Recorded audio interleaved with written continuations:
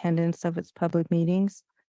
Masks are recommended for all who attend in person, regardless of vaccination status, except those who are younger than 2 years old or have a medical condition that prevents wearing a mask. We ask that attendees in the council chambers keep their phones and devices muted to prevent audio interference and feedback with the hybrid meeting. Zoom procedures. The City of Monterey seeks to continue to offer virtual methods for public participation in meetings. If you aren't joining us in person here in the council chamber, there are 2 ways to virtually participate in this meeting. You may join the meeting directly on Zoom Gov using the Zoom app on your computer or mobile device, and you can also call into the Zoom meeting. To join the meeting on Zoom on your computer, smartphone, or phone, use the link or phone number on the agenda at isearchmonterey.org. Since the meeting has started, you'll find the agenda under the Recent tab. To call into the Zoom meeting, dial toll-free 833-568-8864, then enter meeting ID 161-736-2060, and if prompted to enter participant ID, press pound. Detailed instructions on using Zoom are available at monterey.org/public meetings. To make a public comment using the Zoom app, you can virtually raise your hand by pressing the raise hand button at the bottom of your screen. If you dialed in by phone, raise your hand by dialing *9 and then unmute yourself when called upon by dialing *6. You must do both. Public commenters will be muted until it is their turn to speak. I will call on each public speaker in the order of their hands raised. Please stay within the time limit that will be established for today's meeting, which will show using a countdown timer on the screen. If you're connected live on Zoom, the timer is accurate with no delay. Today's meeting is also streamed live on the city's YouTube account, which is accessible at youtube.com/City of Monterey with an approximate 10-second delay, and on Comcast channel 25 up to 90-second delay. As always, we look forward to receiving public comment.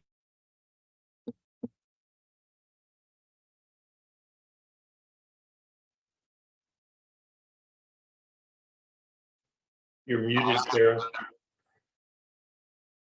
What did they say that the most said statement in 2021 was "you're on mute"? Sorry. Okay, public comments. We'll call the meeting to order in public comments, which is allowing the public to speak for a maximum of 3 minutes on any subject that is within the jurisdiction of the Measure P and S Oversight Committee, but is not on the agenda. Do we have any public comments? No public comment. Great. Would you like me to do a roll call before we get started? Yes, please. Thank you. Okay. Rick Aldinger. Justin Cheng. Here. Carol Trebajian. Here. Nick Sina. Here. Rick Hoyer. Here. Thank you. Great. Thank you. Now we move on. Do we have any board member comments? With any members any questions, asking for any clarification, any announcements, any brief reports on their activities? Anyone? No? Okay. Then let's move on then, if we could, to the approval of the July 11th minutes. Has everyone had a chance to study them? If yes, may I have a motion to approve? Motion to approve the minutes. Have a second? I'll second it. Thank you. We have any discussion? Then could we have a roll call vote, please? Justin Cheng. Yes. Carol Trebajian. Yes. Nick Sina. I was absent from the last meeting, so I'm going to abstain from this vote. Thank you. Rick Hoyer. Aye. Thank you. Passes with those present with one abstention. Next, we would like to review the unaudited expenditures from July 1, 2021 to June 30, 2022 for conformance to Measure P and S language. Good morning, Madam Chair and members of the board. I'm just going to go ahead and get right into it. So for the Measure P and S activity, The total revenue for the fiscal year 2021-22 is $11,453,238. We had interest total at $88,450. And then moving into our projects. So for our storm drains projects, we had expenditures of $123,282.95, and we had additional labor of $7,057.43. So a total for storm drains of $130,340.38.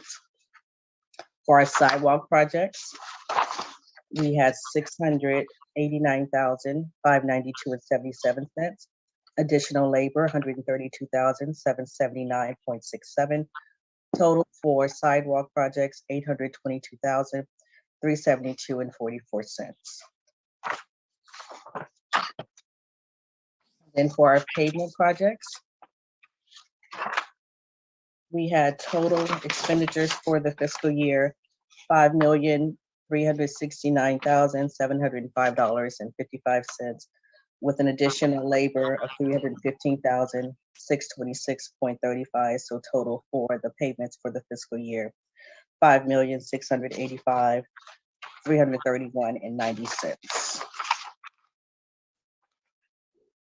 And then lastly, for our ADA projects, we had $503,322.40, additional labor of $104,993.25, for a total for the 88 projects, $608,315.65. Great. You have any questions? I have two things that I'd like to ask if I could. Oh, Rick, go ahead, sorry. What? Just a couple questions.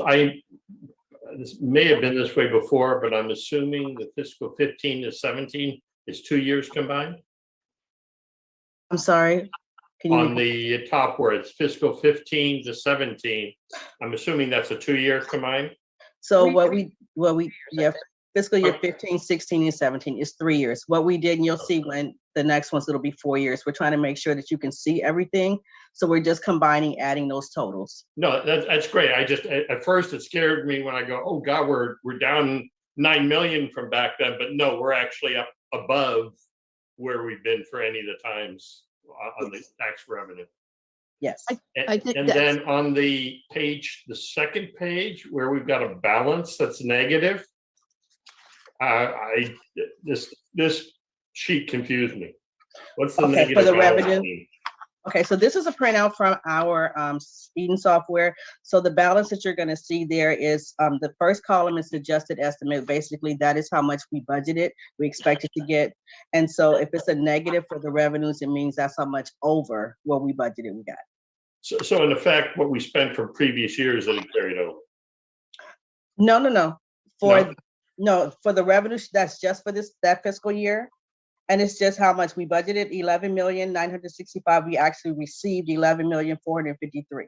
So we were actually over budget of what we received, what we expected by 400. Yeah, because what threw me was the column that says revenues and the column that says year to date are identical. Yes, Okay, and That's then you've got the negative. Okay. right. If this was a monthly report as opposed to an annual report, those numbers would be different. I can't figure out how you subtract two numbers that are equal and get a negative number. It's not, oh no, it's not subtracting. It's taking the adjusted estimate, the first column, and then subtracting the year to date.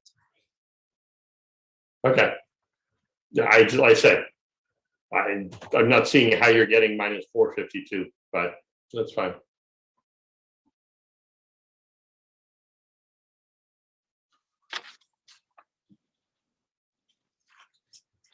That if, just a quick question, in fiscal 21-22,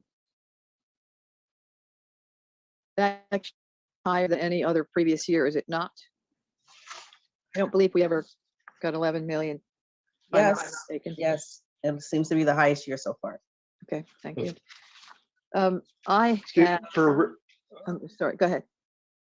hey, Carol, yeah, for Rick and Raphael, the previous issue you guys were discussing, I think if we take the percent received multiplied by the revenues, it comes to the budgeted amount. For clarity, is it possible to add that budgeted amount in just to address that question? The budget amount is the first column, which it says adjusted estimate. That is the budgeted amount. We just On have the to 11, But translate those two that. columns are equal. So I guess in this report, if anyone in the public looks at it, they're gonna have the same questions I'm having. Yeah. How do you get to minus 'Cause we're- 452 when you subtract two numbers that are identical? Okay, we're so trying to find the 11.9 million number, right? let me make sure, hold on, let me make sure we're all looking at the same page. So are Yeah. you looking at the page that says revenue status, the second page? Yes, the second page of Yes. that attachment. Okay, so the first column in the second, on the revenue status says adjusted estimate. The adjusted estimate is No, actually. it says revenues. Ours doesn't say that, Raphael. Mine Okay. does. Mine does. Oh.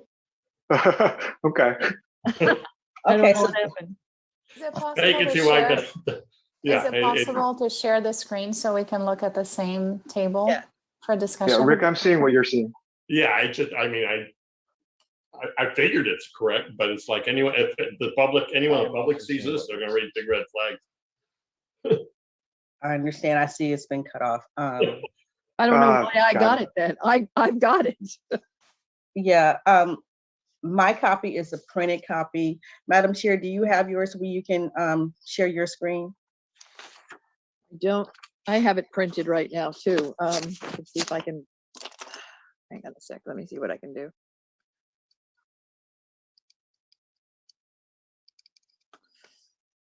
Okay. Treatment period 67%. Nope, that's the wrong one.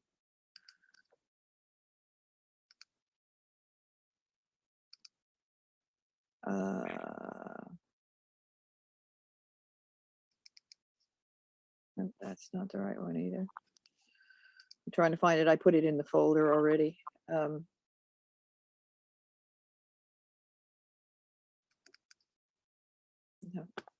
No, I cannot.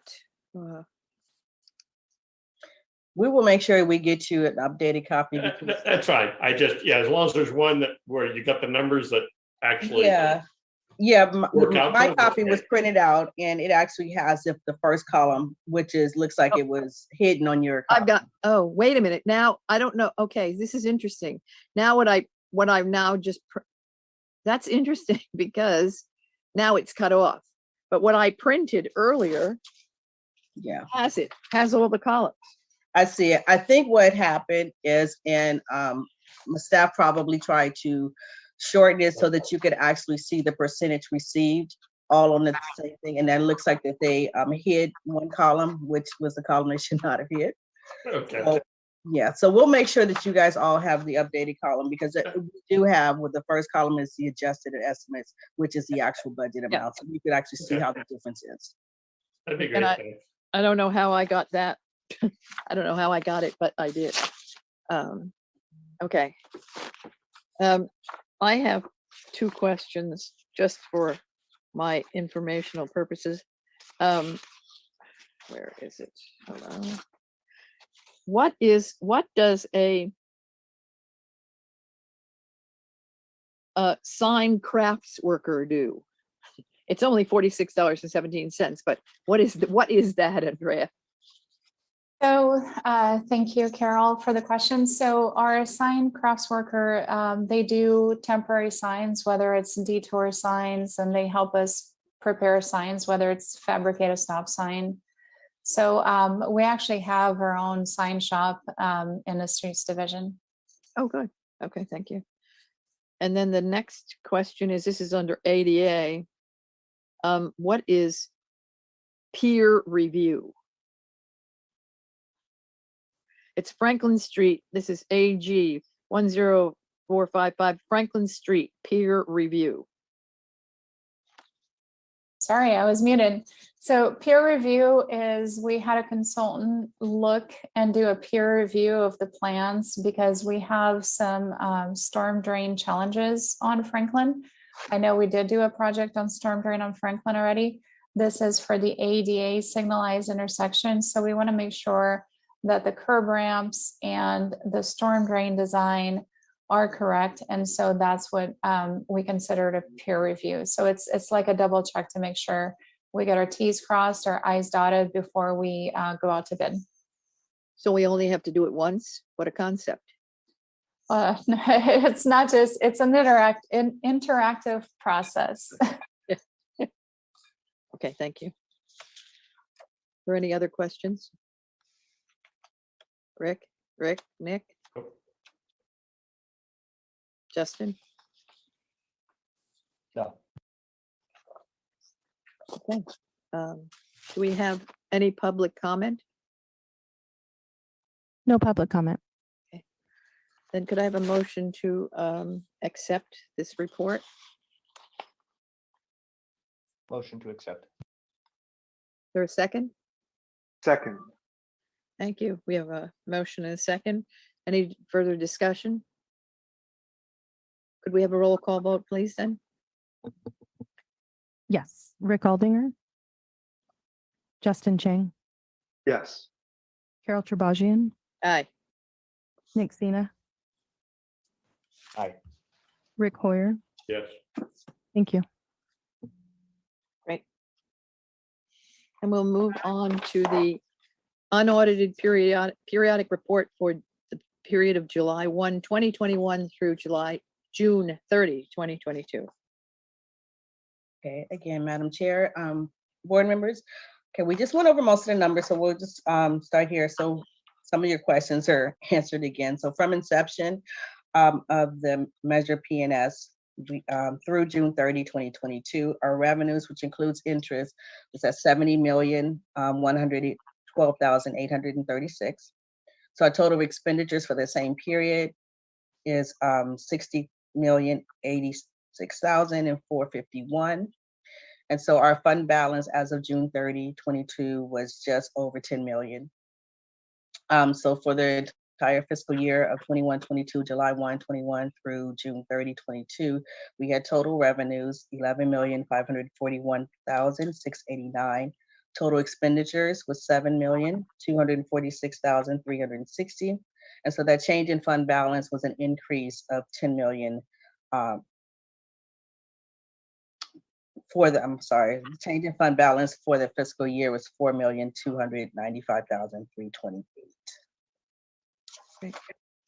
And we made sure you asked for at the last meeting so the next page are our year-to-year comparisons. We made sure that those dates actually match so you can see the difference between every year.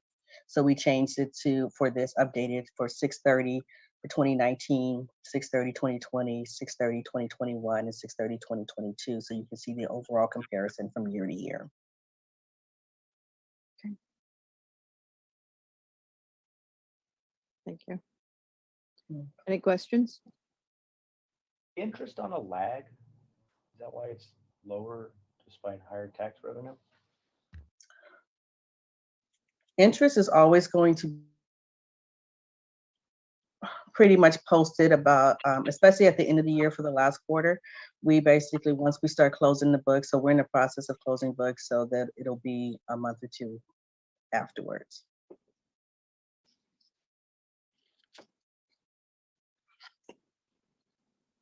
Any other questions? Do we have any public comment? No public comment. Thank you.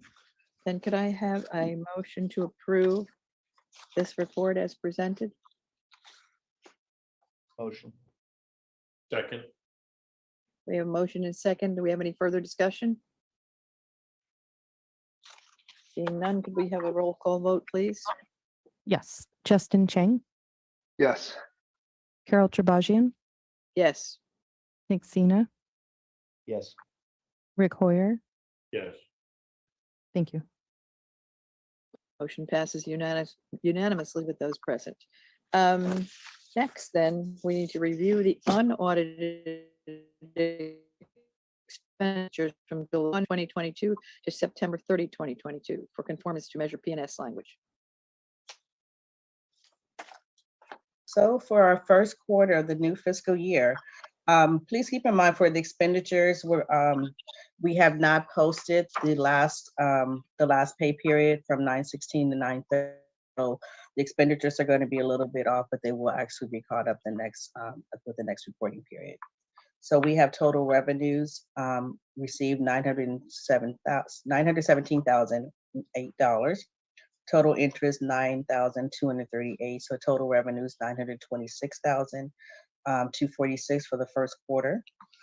And for our storm drain projects, we have $13,758.48, with additional labor of $2,824.16. So our total for storm drains for the first quarter, $16,582.64. For our sidewalk projects, $38,415.05. Labor, $44,802.90. And so total for sidewalks for the first quarter, $83,217.95. For our pavements, first quarter expenditures, $1,406,389.80. We have total labor, $69,160.33. Total for pavements for the first quarter, $1,475,550.13. And lastly, for our ADA project, $90,909.24. Additional labor, $12,682.17. So total for the 88 projects, $103,591.41.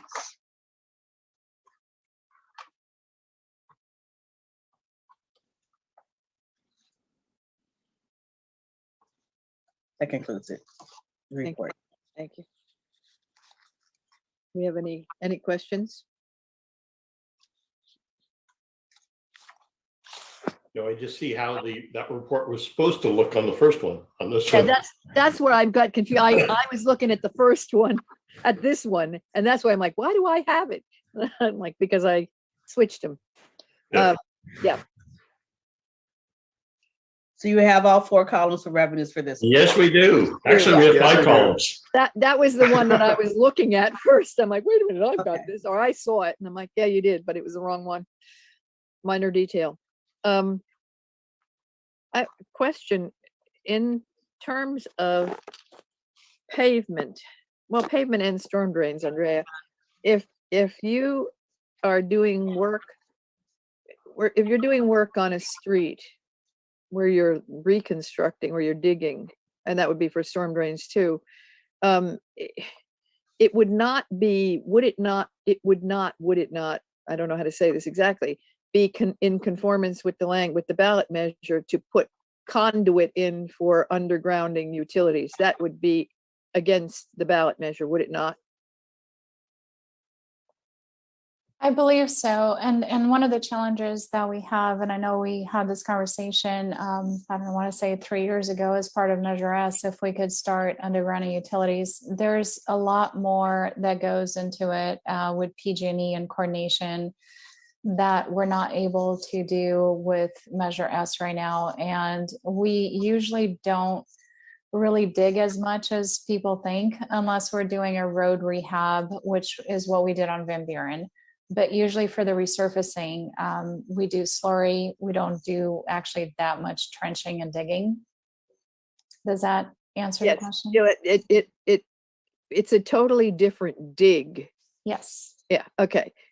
And I only asked that, it came up the other night at a conversation about Measure P and S and working to put conduit in while we were doing the streets. And I'm like, A, that's not in conformance with the ballot measure, and B, therefore the money should never come out of Measure P and S funds. Correct. And then even if we had one long conduit, that would still not address the fact that we need laterals to all the residences and businesses. So there's a whole other level. Okay. Laterals that all the homes and businesses would have to pay for Yes, exactly. and are not cheap, depending on what you've got in your front yard. Correct. Right. Putting a pipe in the ground, have nothing run through it, is not in what was envisioned with these measures. right. That I was just paying attention the other night and I'm like, no. There are things I know and things I don't know. And I know this is not in conformance with our, although I remember at our first meetings, it was like, why don't we, as long as the street is dug up, why don't you just throw some fiber in there? And I'm like, no, it doesn't work that way. Oh my, oh, great. We have any other questions? Are we up to date now? We need to accept this report, please. Someone to move to accept this report. Justin Chang, I'll move to accept, please. Do we have a second? Second. I'm assuming there's no public comment? Oh, I'm sorry. Is there any, sorry. Since there's no public, I'm assuming there's no public comment. No, that's all right. Yeah, but we don't want to go left or right of center. No public comment. God help us if the Brown Act is violated. Could we have a roll call vote then? Yes. Justin Chang, Yes. Carol Trebajian, Yes. Nick Sina, Yes. Rick Hoyer. Yes. Thank you. Right. Now let's move on, if we could, to the reviewing the street rehabilitation and reconstruction report, March 2015 through September 2022. Sorry, we're missing one more report, Chair. Chair. Oh, sorry. Unaudited report, sorry, for period of July 1, 2022 through September 30, 2022. Sorry. No worries. Okay, so for this report, or updates for the first quarter, so from inception through September 30, 2022, our total revenues was jumped to $71,039,082. Total expenditures is now $765,393 for that first quarter.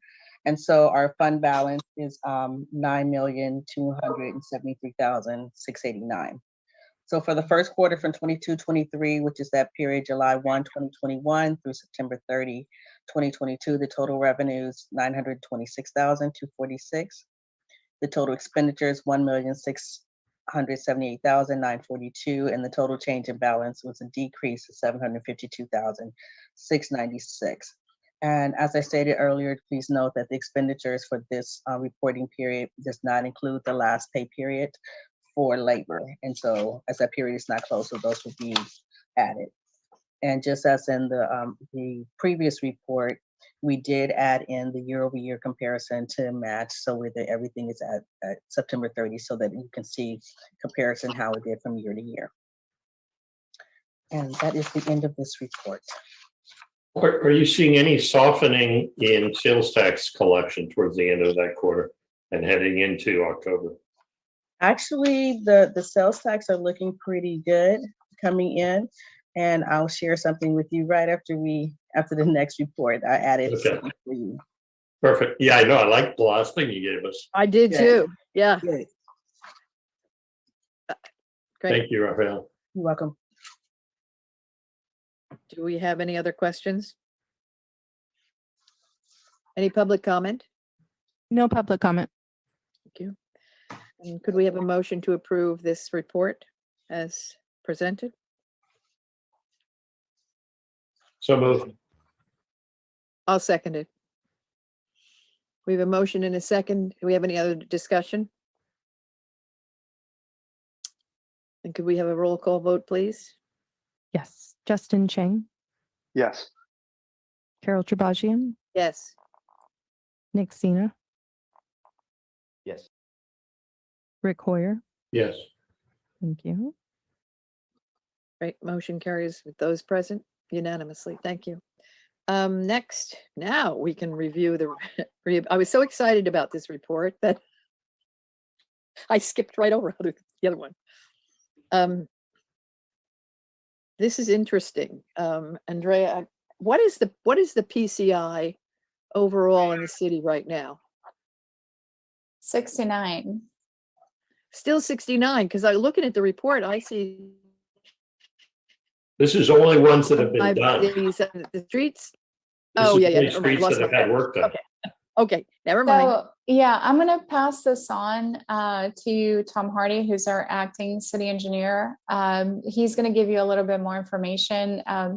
As you very well know, this is kind of playing catch up. So we added RSR2, RSR3, the Van Buren, and we gain about a point as we're losing other points because time goes by. So I'll let Tom expand on that a little bit. That was a fantastic explanation. But, yes, thank you for your input at our last meeting last quarter. We were beginning to look at the entire program, and there are a number of streets. I think there were over 100 segments that are actually still at 0 or below 30. So there is work that we need to do. We have to get out in the field and actually do surveys and update the streets, the spreadsheet. On this spreadsheet that's included with the agenda today, we updated the projects for the road resurfacing project number 2 and project number 3, which weren't included in the last report, as well as Van Buren for the rehab on Van Buren. So those were added. They brought the number just over time. As you know, the roads deteriorate. So the PCI citywide had dropped to 68 when we updated the streets from RSR, the road resurfacing projects 2 and 3, and then the road rehab project 3. We rose again to 69, but all that work that we put into it brought us 1 point higher. So I think Andrea actually explained that a lot more succinctly than I did, but are there any questions about that? How many segments total are there? If we have 100 segments that are at 0 or below 30, how many total segments do we have in the city-ish? Oh, well, there's what, 7 pages? Jesus, do you have no offhand? I'm gonna guess about 1,000 or 1,200. I can find that out for next month.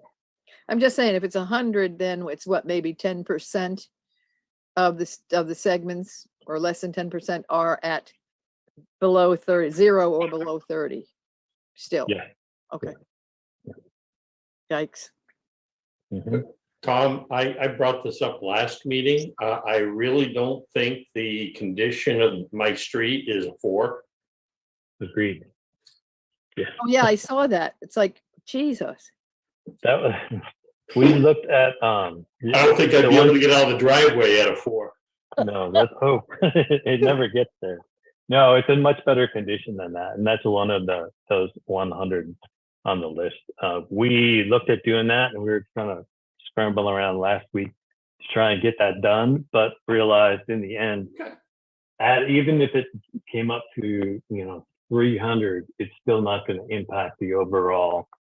It's not that big a segment. It's not. It really isn't. The other one we discussed last month or last meeting also was Jesse Street in New Monterey.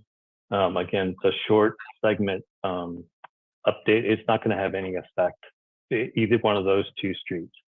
By the time we get to all 30, we can actually do a survey and update the Street Saver program in the spreadsheet and get it more current than it is today.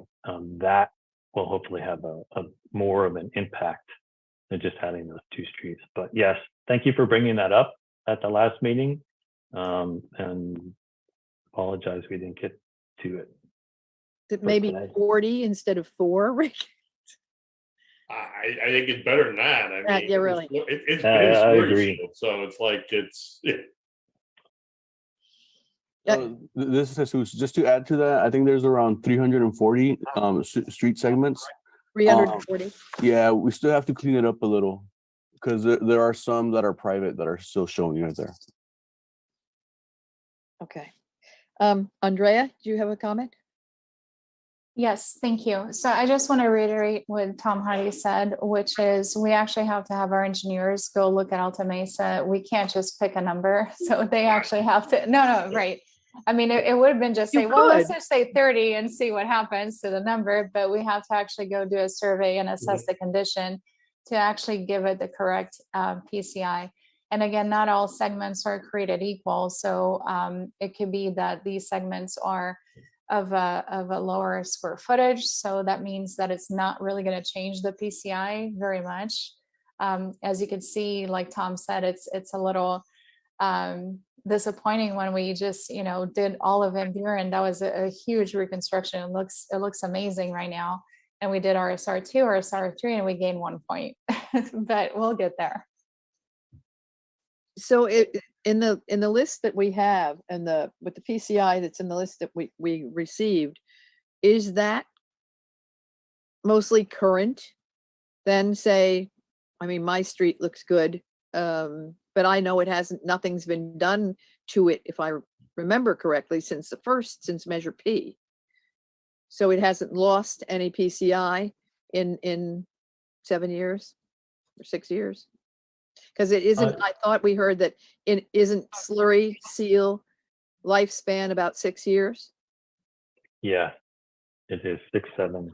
And I'd have to look at what it was 6 or 7 years ago, but if it hasn't dropped, then it probably will begin to shortly. But it has been looked at recently, so the number that it's at is a current number, or it was what it was once it was slurry sealed. How the spreadsheet works, it's a program that we have. We update it after the project is completed. So we just say, we recently sealed the street. We applied a slurry to it. Every year it deducts a little bit, assuming that the surface is going to be degraded a little bit further. So each year, just automatically for all the streets citywide, they're always deteriorating and dropping a little bit every year. That's why we're still at 69 overall, but it's because we did those large projects to bring them up higher than the other ones, as everything just continues to, it's almost like settling. So what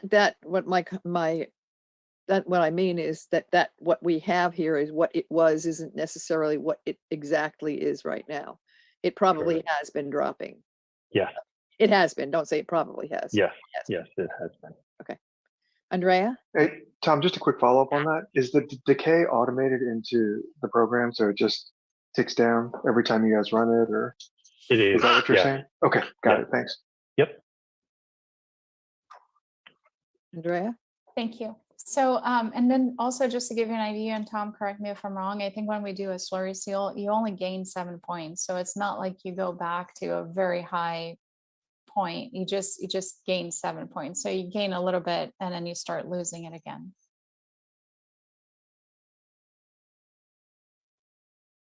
That's what I heard about expensive wine glasses, that you can get a 5 wine and make it a 6 if with an expensive wine glass, but you can't make it a 10 no matter what you do.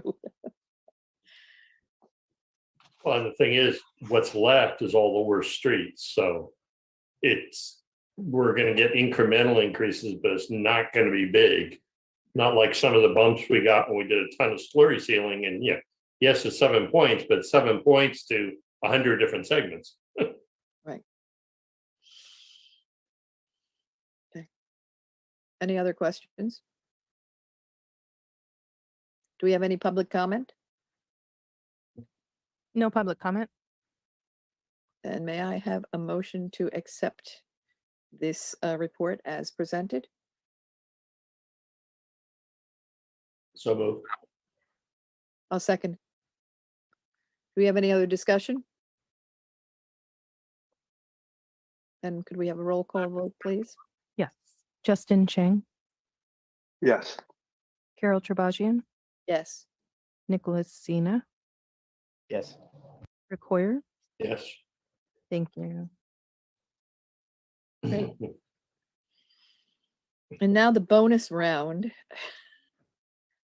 The sales tax update for Q1. Great chart. Thank you. So this report is a newsletter that we get quarterly from our sales tax consultants. So we get it like our second quarter won't come in for another 2 weeks. So we wanted to make sure that's based on your questions from the last meeting, how we can see what trends are and what we're doing. So this document is public. So this is information I could share. So I'll start including this with every package every quarter so that you're aware. So just to point out a few highlights for that. So for the first quarter, it's like our receipts from January through March were 45% above our first quarter in 2021. So we are making a positive trend. If you look at the barcode, we'll see that the restaurant and hotels, the lighter green is 2021 and the darker green is the 2022. So you can see there's a significant difference in how the restaurants and hotels are doing. And then our general consumer goods are also up compared to last year. Our county and sales tax, sales pools are up. The fuels and service stations, of course, those are up. Autos and transportation, there are auto sales that are, and the sales tax goes up as well. Food and drugs is up a little bit, business and industry a little bit, and building seems to be about the same. If you bring your focus down a little bit, we see our Measure X total is 2.5 million for the, and so that's up 32%. Measure G is also up 32%. So we have our top 25 producers that are listed here. They're in alpha order because that's the only way we can show them in alpha order. So to give you an idea of where the sales tax is coming in, what for that. And the back of the sales tax update is statewide, but I just want to bring your attention to the charts. So I'll start with at the bottom, the top non-confidential business types, just kind of show you exactly what that change is. So as we see, casual dining, the change from quarter one is up 68%. So service stations up 32%. The hotels and motels we just talked about up 547%. The leisure entertainment at 599%. So overall, we're really doing much better, and the sales tax is trending upwards. So I just kind of wanted to give you this update just so for your nighttime reading, so you can just see just what our trends are looking like.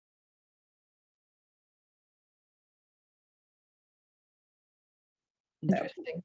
I think it when we are looking, some in the city are looking to distance themselves from hospitality and find other methods of revenue. I think it's possibly a little bit short-sighted, considering the amount of revenue that's coming in. Between the sales tax in the general fund right now, the sales tax is what percentage of the general fund right now? Ish. I don't know that off the top of my head. I know that our top 5 revenue streams are between the TOT, sales tax, property tax, and there's 2 more. It's pretty much 85% of the general fund revenue. So we have 5 industries basically that I don't remember the exact breakdown, and it may be about 16%, and I think that would make TOT a little higher than that if I remember correctly from the budgeting. Formerly, it was about 28% TOT and 12% sales tax. It was about 40% of the general fund was, and I think the reason I'm asking is I think it's a little higher now. Yeah. But I saw a number last week that said it was 68 or 69%, and I'm like, I know it's not that. No. It would be nice, but it's not. No, not quite. If you don't, if you could for me, could you see what you could identify with that? Just I don't need it now. Just so that when somebody's saying something that I can go back and because again, the last number I remember was 28 and 12 was 40%. And my impression is it is a little higher now, but it's not that much higher. You know what? If you can hold just one moment, let me pull up something that I just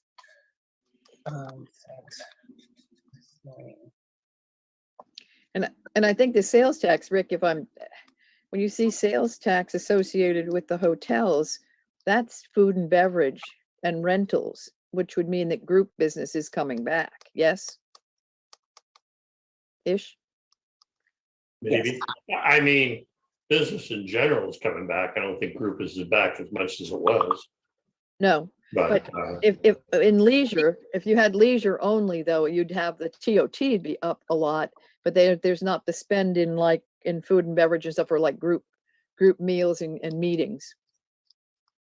So for the equipment rentals and food and beverage. Okay. So I just remember I did a budget highlight thing. So for our budget for this year, what we're projecting is that the sales tax is 17.2% of general fund. Okay, Where's the whole?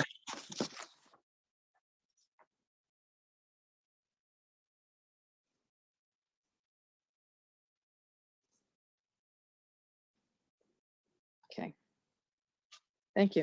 And again, it would be interesting to see where, if you can isolate sales tax, to isolate it at the conference center as well. Although actually, if it's food and beverage, that would come from the individual vendors. That would come from Marriott and whoever the AV vendors are, right? That would it's whoever's collecting the revenue. yeah. Okay, never mind. Sorry. So Marriott's already in there. I thought when I first saw it, I was reading it. I'm like, wow, 7-Eleven is the highest in sales tax. And then I realized it was in alphabetical order. It's like, wow, I didn't realize they got that much sales tax. Any other questions? Do we have any public comment? No public comment. I'm just, who is Edge's electrical group? I know. I've never heard of them. Edges, they do poles, They do what? lighting poles, street light poles. Oh, Never heard of them. You're right. I was like, good. Well, at least they're paying sales tax. I like that. Any other discussion? Could we have a motion then, please, to accept this lovely chart as presented? so moved. I'll second it. Do we have a roll call vote, please? Yes. Justin Chang, Yes. Carol Trebajian, Yes. Nick Sina, Yes. Rick Hoyer. Yes. Thank you. Thank you. Motion passes unanimously with those present. So Rafaela, this is going out, did you say is this going out monthly or quarterly to the citizens? It doesn't go to the citizens necessarily. This is our HDL, our tax consultants. They present it to the city on a quarterly basis because we meet with them every quarter to go over the sales tax and where we are.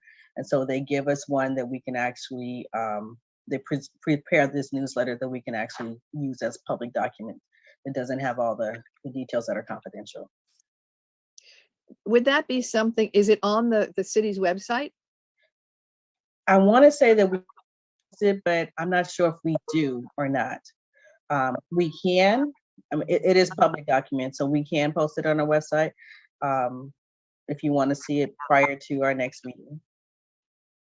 I think, I don't know, Rick, Justin, Nick, what do you, I mean, that would be something that the residents might want to know about.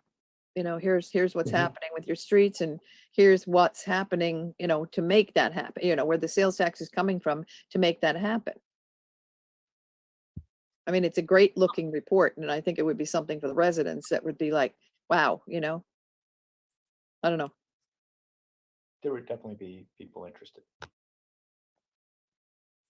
Okay, yeah, let me know. I mean, if it was something and or just somewhere that it could be posted so that if residents were, you know, your streets are getting better and better, and here's who's helping do it. Okay. Perfect. Okie dokie. Do we have anything else? This is, we need to talk about, do we not, presenting an annual report to the city council? We need to get the annual report prepared and present to city council. Do we no dates that would be good for them? We Yeah. don't have dates yet. I believe they do have December 20th meeting, so we may aim for that one. December 20th? Mhm. Okay, so we have time to start with the report, getting it prepared. Yes. And aside from that, then this is our last quarterly meeting of 2022. And may we propose now dates for next year, if that's possible? Great. January 9, 2023, April 10, 2023, July 10, 2023, and October 9, 2023. I'm suggesting. Yeah, if Looks somebody good. could just send that out in an email, it'd be great. Is that, that's it, it's quarterly, the way we've been doing it for the last couple of years, if that's okay with everybody. Fine with me. Okay. Perfect. We have anything else? Any public comment? No public comment. Then may we move to adjourn the meeting?